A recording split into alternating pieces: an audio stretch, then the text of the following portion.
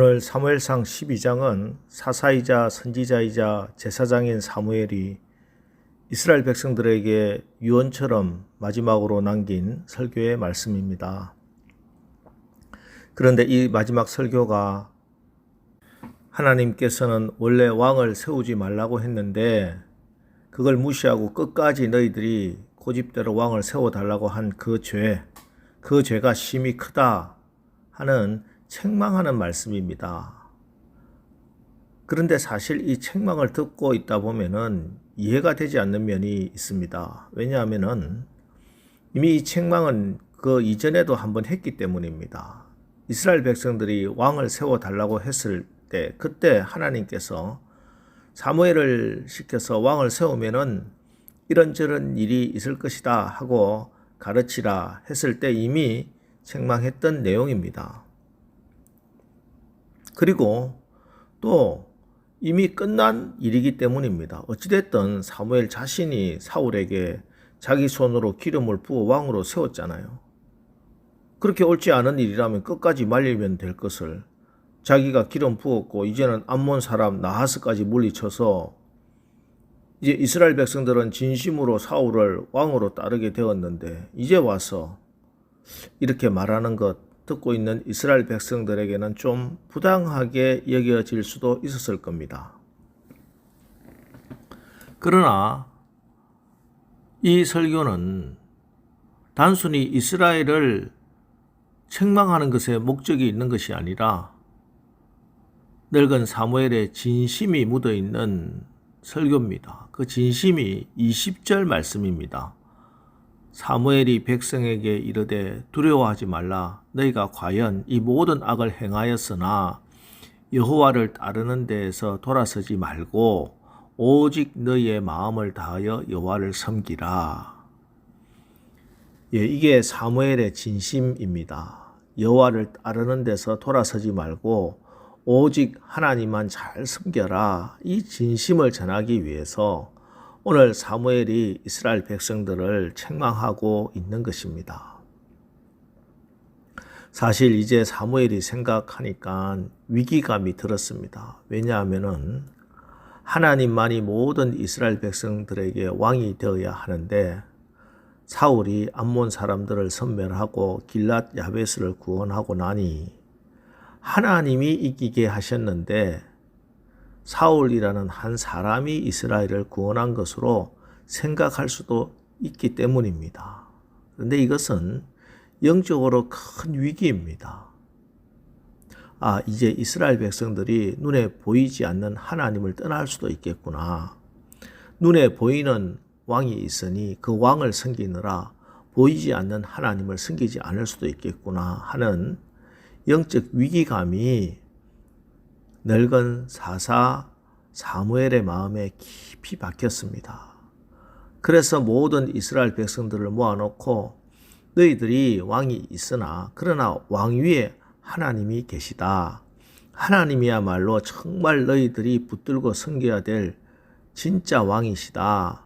이 말을 또 반복하고 있는 것입니다. 그러면서 한 말씀을 더해 줍니다. 23절입니다.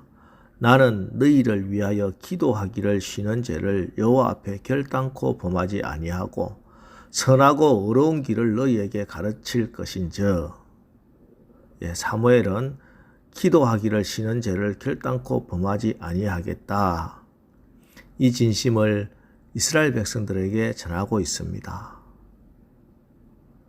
사실 원망과 책망은 이렇게 다른 겁니다. 원망은 어떤 대상을 향하여 쏟아내는 것이지만 책망은 기도해서 하나님의 마음을 그대로 전하는 것입니다. 기도하지 않고 화를 내는 것은 원망이고 불평이지만 기도한 것은 책망입니다. 이제 오늘 우리가 우리 자녀들에게, 우리 가족에게, 우리 주변의 사람들에게 원망과 불평을 쏟아내고 있는지 아니면은 책망하고 있는지 오늘 분별하시기 바랍니다. 간절한 기도가 수반된다면 그것은 사무엘처럼 책망하는 일일 것입니다. 하지만 기도하지 않고 내 기준과 내 경험과 내 판단에 다르다고 해서 내 기분에 따라서 우리가 여러 가지 말들을 쏟아내는 것은 원망, 그 이상도 그 이하도 아닌 것입니다.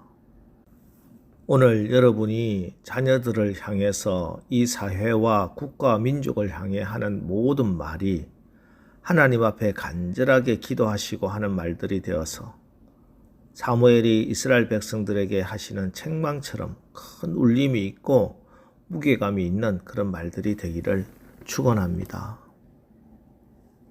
오늘 마지막 은퇴를 하면서 사무엘은 기도하기를 쉬는 것을 하나님 앞에 범하는 무서운 죄라고 말씀합니다. 이는 곧 죄의 본질은 기도하지 않는 것에 있다 하는 것입니다.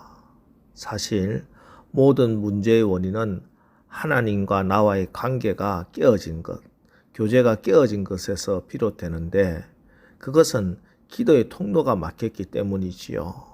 그래서 모든 죄는 기도를 쉬는 데서 발생하는 것입니다. 오늘 본문을 가지고 묵상한 어느 성도의 큐티 내용을 소개합니다.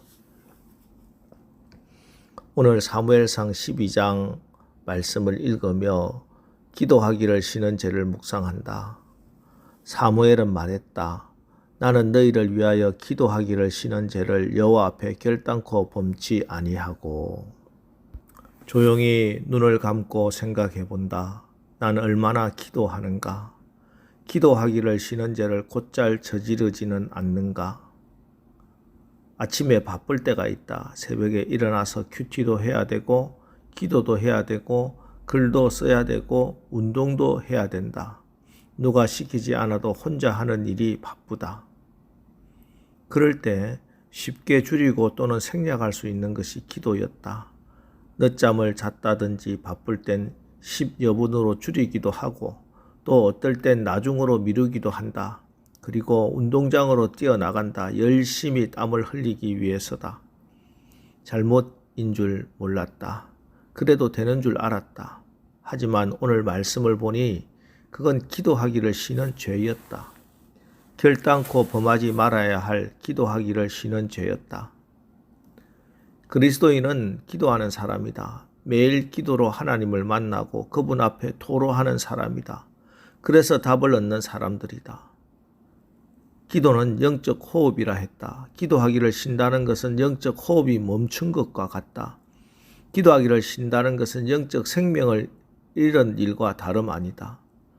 그래서 기도하기를 쉰다는 것은 생명을 잃는다는 말이다. 몰라서 그렇지 기도하기를 쉬는 죄는 그만큼 무서운 죄다. 오늘도 하루가 밝았다. 아침에 아무리 바빠도 기도하기를 쉬지 않겠다고 다짐한다. 나 또한 기도하기를 쉬는 죄를 결단코 범하지 않겠노라고 고백한다. 바쁘면 글은 나중에 쓰더라도 운동은 빼먹더라도 기도하기만큼은 쉬지 않겠다고 의지의 다짐을 한다. 오늘 하나님이 사무엘 선지자를 통해서 나에게 주신 말씀, 기도로 하루를 시작하고 또 하루를 기도로 마치라는 말씀을 아멘으로 받아들인다. 형식적인 시간에 쫓겨 마지 못해하는 기도가 아니라 생명을 호흡하는 기도가 되게 해달라고 또 아버지의 이름을 부르는 아침이다. 오늘 우리가 살아가기에 이 세상은 그리 호락호락하지 않습니다. 아니, 우리의 힘으로 이 세상을 살아가기란 때로 숨이 턱하니 막힐 버거운 때가 대부분입니다. 사실 세상이 가지고 있는 권력의 힘, 돈의 힘, 매스컴과 세상의 지식의 힘은 골리앗 앞에 서 있는 다윗처럼 우리에게 주어진 능력이 정말 보잘것없어 보이게 합니다. 그런데 다윗의 손에는 물맷돌 5개밖에 없었지만 그 안에 만군의 여호와의 이름이 있었듯이 우리는 예수 이름으로 기도할 수 있습니다. 사실 기도는 세상이 무시하는 힘입니다. 아니, 믿는 우리들조차 기도의 힘은 여전히 무시당하고 있습니다. 그러나 칼이나 창으로 골리앗을 무너뜨린 것이 아니라 만군의 여호와의 이름을 의지하고 던진 믿음의 물맷돌이 골리앗을 쓰러뜨렸던 것처럼 예수 이름으로 드리는 기도야말로 우리가 대적해야 할 적들을 무너뜨리고 세상을 이기고 승리할 수 있는 유일하고도 확실한 능력입니다. 자, 오늘 하루, 아니 하나님 앞에서는 그날까지 오늘 사무엘처럼 우리도 기도하는 죄를 범하지 않겠다 하는 그런 믿음과 의지로 기도하시고 또 승리하시기를 주님의 이름으로 축원합니다. 기도하겠습니다. 하나님, 우리 하나님은 우리를 자기 백성으로 삼으신 것을 기뻐하셨으므로 그의 크신 이름을 위해서라도 자기 백성의 기도를 들으시고 응답해 주실 것을 믿습니다. 우리가 이 축복을 받아 누리기 위해서 늘 기도하기를 신원제를 범하지 말아야 하겠습니다.